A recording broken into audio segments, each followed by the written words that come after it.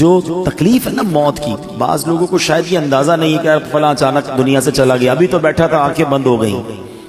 ہمیں نہیں پتا کہ موت کی تکلیف کیا ہے. روایتوں میں یہ مضبوط ملتا ہے کہ موت اس سے زیادہ سخت ہے کہ بندے پر اس کو کینچیوں سے کاٹا جائے. موت کا جو درد ہے، وہ جو سختی ہے، وہ اس سے زیادہ سخت ہے کہ اسے ہانڈیوں میں ابالا جائے. موت کی سختی بڑی خطرناک ہے. نصیب والے ہوتے ہیں کہ جن کی موت آسانی سے آ جائے، روح جو ہے وہ آسانی سے قبض کر لی جائے. نزا کا جو وقت ہے نا، سکرات کا جو عالم ہے، ہم اللہ سے دعا کرتے ہیں محبوب پاک علیہ الصلوۃ والسلام کے جلووں میں عافیت والی ہمیں موت نصیب فرمائے. حدیث پاک میں ہے جسے موت کی یاد خوف زدہ کرتی ہے، قبر اس کے لیے جنت کا باغ بن جائے گی. ہاں، اکیلے میں بھی یاد کر کے آنسو بہایا کرو، موت کو یاد کیا کرو، کیونکہ یہ جو خوف ہے نا، یہ قبر کے عذاب سے بچا لے گا، یہ قبر کے خوف سے بچا لے گا. جو ادھر بے خوف ہے، کہیں ایسا نہ ہو قبر میں خوف زدہ ہو جائے، قبر میں عذاب میں گرفتار ہو جائے. بارگاہ رسالت میں عرض کی گئی، یا رسول اللہ صلی اللہ تعالی علیہ وسلم، کیا کسی کو شہداء کے ساتھ بھی اٹھایا جائے گا؟ کیسا سوال ہے، شہید کا کیا مرتبہ ہے؟ آقا نے فرمایا ہاں، اس کو جو دن رات میں 20 مرتبہ موت کو یاد کرتا. یہ ترغیب ہے، ایسے نہیں دعوت اسلامی والے موت کی بات کرتے، تو حدیثوں میں ہے جو دن میں 20 بار موت کو یاد کرے، فرمایا اس کو شہیدوں کے ساتھ اٹھایا جائے. حضرت انس بن مالک رضی اللہ عنہ سے روایت ہے، سرکار دو عالم صلی اللہ تعالی علیہ وسلم نے فرمایا موت کو کثرت سے یاد کیا کرو، کیونکہ وہ گناہوں کو زائل کرتی ہے اور دنیا سے بے رغبتی پیدا کرتی ہے. حضرت سفیان ثوری فرماتے ہیں ہمیں ایک بزرگ نے یہ بات بتائی کہ حضور انور صلی اللہ تعالی علیہ وسلم نے ایک شخص کو وصیت کی کہ تم موت کو کثرت سے یاد کیا کرو، وہ تمہیں دوسرے غموں سے آزاد کر دے گی. اور غموں سے بچنا ہے نا تو موت کو یاد کیا کرو. حضرت دقاق رحمت اللہ تعالی فرماتے ہیں جو موت کو کثرت سے یاد کرتا ہے، 3 باتوں کے ذریعے اسے عزت دی جاتی ہے، رسپیکٹ پاتا ہے. غور سے سنو، فرمایا اسے توبہ کی جلد توفیق ملتی ہے. موت یاد ہوگی تو بندہ توبہ کرے گا نا کہ یار مر جاؤں گا، توبہ کر لوں. دوسرا، اسے قناعت کی دولت مل جاتی ہے، تھوڑے پیسوں میں بھی خوش رہتا ہے، زیادہ حل میں مزید نہیں ہوتا کہ یار مرنا ہے اب اور کیا کروں گا، ورنہ یہ بھی آ جائے وہ بھی آ جائے، اس کا بھی چھین لوں اس کا بھی لوٹ لوں. وہ قناعت کی توفیق مل جاتی ہے کیونکہ موت یاد ہوتی ہے. تیسری بات فرمائی، عبادت میں چستی نصیب ہوتی ہے. فرض پڑھ کر بھاگنے کا جی چاہ رہا ہے، یار آج سنتیں نہیں پڑھتا، یار موت آنے والی ہے سنتیں پڑھ لے گا. چلو یار اب تو چلوں، یار مرنا ہے نفل اور پڑھ لوں، مغرب ہے تو اوابین پڑھ لوں. تو یہ جو موت یاد ہوگی نا تو عبادت میں چستی نصیب ہوگی. تسبیح نکالے گا تو رکھنے کو جی نہیں چاہے گا، ایک اور پڑھ لیتا ہوں یار، ابھی کبھی بھی مر سکتا ہوں، یہ قبر میں کام آئے گا، قبر میں نور بن جائے گا. تو توبہ آسان، عبادت آسان اگر بندہ موت یاد رکھے. اور فرمایا کہ جو موت کو بھلا دیتا ہے وہ اپوزٹ اس کے 3 باتوں میں گرفتار کر دیا جاتا ہے. توبہ میں تاخیر کرتا ہے، یار بعد میں کر لوں گا، ابھی تو جوانی ہے، ابھی تو شادی بھی نہیں ہوئی ہے، ابھی کیا توبہ کروں، مزے کر لوں پھر اللہ اللہ کروں گا. کیا جوان مرتے نہیں؟ شادی سے پہلے مرتے ہوئے نہیں دیکھا اپنے لوگوں کو؟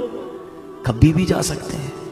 پھر فرمایا بقدرے ضرورت رزق پر راضی نہ ہونا، اور پیسے چاہیے اور پیسے چاہیے، کیونکہ موت تو بھول چکا ہے، حرام کماتا ہے، رشوت لیتا ہے، سود لیتا ہے، موت تو یاد ہی نہیں ہے. اور تیسرا فرمایا عبادت میں بھی سستی ہو جاتی ہے، بعد میں پڑھ لوں گا، اگلے جمعے سے نماز پڑھوں گا، رمضان سے نماز پڑھوں گا، اس سے پہلے ہی مر گئے. تو سوچئے موت کو یاد کرنا بہت سارے فائدے لاتا ہے. حضرت کعب الاحبار رحمت اللہ تعالی علیہ فرماتے ہیں جو موت کو پہچان لیتا ہے اس پر دنیا کے غم و مصائب آسان ہو جاتے ہیں. اے میرے پیارے اسلامی بھائیوں، امام حسن بصری رحمت اللہ تعالی علیہ فرماتے ہیں نبی پاک نے صحابہ کرام سے پوچھا کیا تم سب جنت میں داخل ہونا چاہتے ہو؟ یہی سوال میں آپ سے کر لوں، سارے کہیں گے نا کہ ہم جنت میں جانا چاہتے ہیں. صحابہ نے کہا حضور جی ہاں یا رسول اللہ صلی اللہ تعالی علیہ وسلم. تو اللہ کے حبیب نے فرمایا اپنی امیدوں کو مختصر کرو، موت کو آنکھوں کے سامنے رکھو اور اللہ پاک سے حیا کا حق ادا کرو. اللہ کرے کہ یہ باتیں ہمیں یاد رہیں، ہم اپنی موت کی تیاری کی کوشش کرتے رہیں اور تیار رہیں۔ میں ایک مشورہ دیتا ہوں، ہم میں سے کسی کے پاس گارنٹی ہے کہ وہ 1 سال زندہ رہے گا؟ 1 مہینہ، اچھا 1 دن، آج صبح تک کوئی زندہ رہے گا اس کی ہاتھ اٹھا دے۔ آگاہ اپنی موت سے کوئی بشر نہیں، سامان 100 برس کا ہے، پل کی خبر نہیں۔ اس کا مطلب ہمیں پتہ ہی نہیں کب مر جائیں، آج بھی مر سکتے ہیں نا، تیاری کب کرو گے؟ تیار رہنا پڑے گا۔ یعنی میں روزانہ ایسے جیوں کہ آج مر جاؤں پھر بھی اللہ راضی ہوگا، قبر جنت کا باغ بنے، ایسی لائف گزارنی ہے۔ تو ایسی لائف گزارنے کے لیے ہمیں اپنے شیڈول کو، اپنے لائف سٹائل کو بدلنا پڑے گا نا۔ ویسے بھی کراچی کے حالات ہمارے سامنے ہیں، ہمارے سامنے آئے دن کوئی حادثہ ہوتا ہے، خبر آتی ہے، ویڈیو آتی ہے کہ نوجوان دنیا سے چلا گیا۔ اللہ ہماری حفاظت فرمائے، ہماری جان، مال، عزت، آبرو، آل اور اولاد سب کی حفاظت فرمائے۔ لیکن ڈاکوؤں سے بچ گئے، چوروں سے بچ گئے، مرنا پھر بھی ہے۔ ہاں، موت سے نہیں بچ سکتے، تیاری کر لو نا۔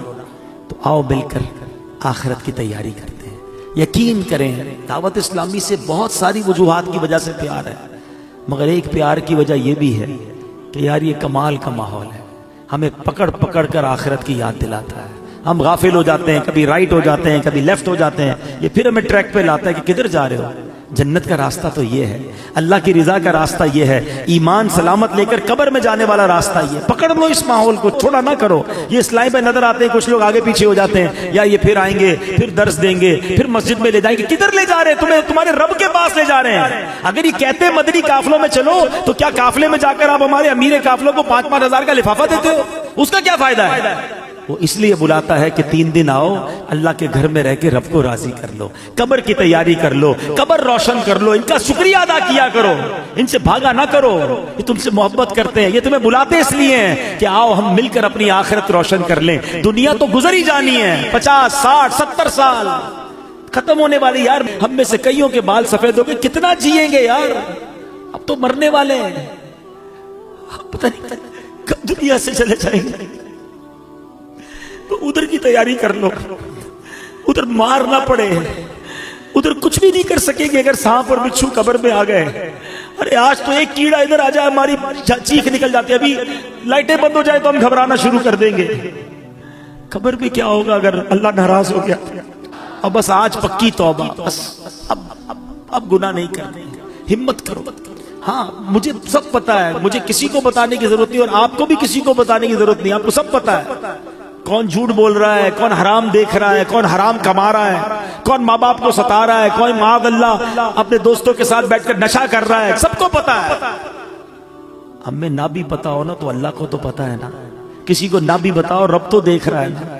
بس آج اسی رب سے دل ہی دل میں کہہ دو نا، اے اللہ معاف کر، اللہ معاف کر، اب نہیں کروں گا، اللہ تجھے ناراض نہیں کروں گا۔ ہو گئے گناہ، کر لی خطائیں، کمزور ہوں نا، لے گیا شیطان گناہ کے اڈے پر، اب معافی دے دے، تجھ سے معافی مانگتے مولا، ہمیں معاف کر دے، ہمیں استقامت بھی تو دے دے، ہمیں اپنے پسندیدہ بندوں میں شامل کر لے، ہمیں شیطان کے مقابلے میں طاقت دے دے۔ ہم ہمت تو کر رہے ہیں، اے اللہ طاقت تو نے دینی ہے، مدد تو نے کرنی ہے۔ بس آج یہ اپنے دل میں نیت کر لو، اپنے رب سے خود ہی وعدے کر لو، وہ بڑا کریم ہے، وہ بڑا رحیم ہے، وہ نگاہ بھی فرمائے گا، وہ مدد بھی فرمائے گا، اور وہ ہمیں اچھا بھی کر دے گا۔ رب کریم سے دعا کرتا ہوں کہ اللہ نیکوں کے صدقے ہمیں نیک بنا دے، اچھوں کے صدقے ہمیں اچھا بنا دے، ہماری گناہوں والی عادتیں رب اپنے کرم سے دور کر دے۔ ہم سب چاہتے ہیں نا کہ حضرت عزرائیل ملک الموت آسانی سے روح قبض کریں، ویسے سچی بات پتہ ہے کیا ہے کہ جب ان کی یاد میں زندگی گزرتی ہے نا، عشق رسول میں زندگی گزرتی ہے، آقا کی سنتوں پر عمل کر کے نبی پاک کی رضا والی زندگی گزرتی ہے نا، تو کیا خوبصورت شاعر بات لکھتے ہیں کہ جب تیری یاد میں دنیا سے گیا ہے کوئی، اللہ کرے کہ آقا کی یاد میں بس نبی پاک کے تصور میں جائیں، مدینہ پاک میں آقا کے جلووں میں دنیا سے جائیں، پھر کیا ہوگا؟ جب تیری یاد میں دنیا سے گیا ہے کوئی، جان لینے کو دلہن بن کے قضا آئی ہے۔ ہاں پھر اس کی جان بڑی آسانی سے نکلتی ہے، وہ تو نبی پاک کے جلووں میں گم ہوتا ہے نا۔ تو اللہ کرے کہ موت کے وقت آقا کا جلوہ نصیب ہو جائے، لیکن کام کیا کرنا ہے اس کے لیے؟ کثرت سے درود پاک، چلتے پھرتے اٹھتے بیٹھتے نہیں پڑھتے لوگ درود، فضول باتوں کے لیے گھنٹوں پڑے ہیں۔ درود پاک زبان پر بہت تھوڑا آتا ہے۔ آج ہی چیک کر لو نا، اپنے آپ کو چیک کر لیں، آج پورے دن میں کتنی بار درود پڑھا ہے۔ ٹائم نکالا کرو، تسبیح جیب میں رکھا کرو۔ کہتے ہیں نا درود پاک اور ذکر الہی کرنے کے بہانے ڈھونڈا کرو، جہاں موقع ملا تسبیح نکالی شروع ہو گئے۔ تسبیح نہ بھی ہو تو پڑھ سکتے ہیں، لیکن تسبیح یاد دلاتی ہے، اس لیے میں کہہ رہا ہوں اللہ کرے کہ میری بھی عادت بن جائے، آپ کی بھی عادت ہو جائے، اور ہم بس کثرت سے اللہ اور اس کے حبیب کا ذکر کرتے رہیں، فضول باتوں سے بچتے رہیں، اور ہماری زبان اس مبارک ذکر میں تر ہو جائے۔ بڑی پیاری التجا امیر اہل سنت کی ہے، مل کے آقا علیہ الصلوۃ والسلام کی بارگاہ میں عرض کرتے ہیں، ذکر و درود ہر گھڑی ورد زباں رہے، ورد زباں رہے، میری فضول گوئی کی عادت نکال دو، میری فضول گوئی کی عادت نکال دو۔ آئیے مل کر محبت کے ساتھ بآواز بلند درود پاک پڑھ لیں، صلو علی الحبیب۔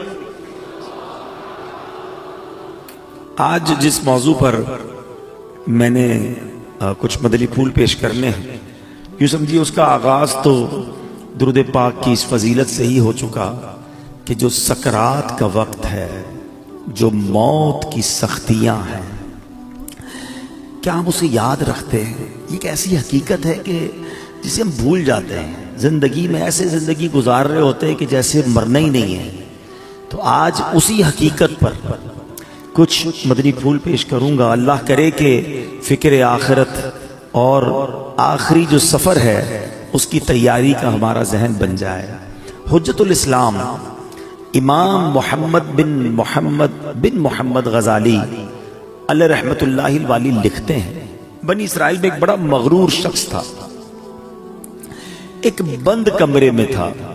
بڑے لوگ ہوتے ہیں نا، ان کے کمروں میں ہر کسی کو آنے کی اجازت نہیں ہوتی، گارڈز آگے سیکرٹری، اجازت کے بغیر کوئی نہیں آ سکتا، اور ان کو اس بات پر بعض اوقات بڑا غرور بھی ہوتا ہے، فخر ہوتا ہے کہ میری ٹیریٹری میں کوئی پیر نہیں رکھ سکتا۔ اچانک کمرے میں ایک شخص داخل ہوا، اس مغرور شخص نے زور سے چلا کر کہا، کون ہو؟ کیسے آ گئے میرے کمرے میں بغیر اجازت؟ تمہیں پتہ نہیں میں کون ہوں؟ میں اس واقعے کا خلاصہ عرض کر رہا ہوں۔ تمہیں اجازت کس نے دی میرے کمرے میں آنے کی؟ تو کہتا ہے کہ مجھے اس گھر کے مالک نے اجازت دی ہے، اور میں وہ ہوں جسے کوئی روک نہیں سکتا۔ مجھے بادشاہوں سے بھی اجازت لینے کی ضرورت پڑتی نہیں، مجھے کسی کا دبدبہ ڈرا نہیں سکتا، اور نہ ہی مجھ سے کوئی بچ سکتا ہے۔ اب جب یہ باتیں سنی نا، اس مغرور شخص نے، جس کا سٹائل ہی الگ ہوتا تھا، جو بڑے چلا چلا کر بڑے غصے میں لوگوں سے باتیں کرتا تھا، اب اس کا جو غصہ ہے وہ نیچے آ گیا۔ اب ہے کون یہ تو بتائیں، کہیں آپ ملک الموت تو نہیں؟ اللہ اکبر۔ اب حضرت ملک الموت نے کہا، ہاں میں ملک الموت ہوں، مجھے کوئی دروازہ نہیں روک سکتا، مجھے کوئی گارڈ، مجھے کوئی کر و فر کہیں بھی جانے سے نہیں روک سکتا۔ اب وہ کہتا ہے کہ حضور تھوڑی سی مہلت مل سکتی ہے، اگر آپ میری روح قبض کرنے آئے ہیں تو کچھ دن کچھ گھنٹے تو دیجئے نا، مجھے تو پتہ ہی نہیں ہے، مجھے کچھ توبہ کرنی ہے، کچھ نیکیاں کرنی ہیں، کچھ نیک اعمال کرنے ہیں۔ اب ملک الموت نے فرمایا کہ تمہاری سانسیں پوری ہو چکی ہیں، اب تمہارا وقت اینڈ ہو چکا ہے۔ تو کہا اچھا پھر یہ تو بتائیں، اگر میری روح قبض کریں گے تو مجھے لے کر کہاں جائیں گے؟ تو ملک الموت نے فرمایا اس مقام پر جہاں تو نے اپنے اعمال بھیجے ہوئے ہیں، جس طرح کے اعمال کیے ادھر لے کے جاؤں گا۔ کہا حضور میں نے تو نیکیاں نہیں کی، کوئی اچھا گھر بھی تیار نہیں کیا ہے۔